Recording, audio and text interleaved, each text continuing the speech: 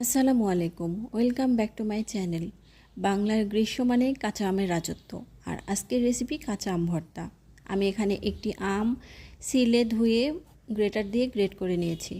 একদম চিকন করে গ্রেট করে নিতে হবে। এই তো এখন আমি দিয়ে দিলাম শুকনা মরিচ গুঁড়া, স্বাদ মতো চিনি আর স্বাদ মতো লবণ দিব। চিনিটা দিলে টকটা একটু কম লাগে, এই কারণে চিনিটা দেয়া। আর যেহেতু আমার ভর্তাটি আজকে টক ঝাল মিষ্টি, আর সরিষার তেল দিয়ে দিলাম। এখানে আপনারা চাইলে সরিষা বাটাও দিতে পারেন। এবার হাত দিয়ে ভালো মতো আমি মেখে নিব। গ্রীষ্মকালের আম ভর্তা মানে অন্যরকম একটা ব্যাপার। আপনারা অবশ্যই বাসায় ট্রাই করে দেখবেন। আর নতুন নতুন রেসিপি পেতে আমার চ্যানেলটি সাবস্ক্রাইব করতে ভুলবেন না। Thanks for watching. ভালো থাকবেন সবাই। আল্লাহ হাফেজ।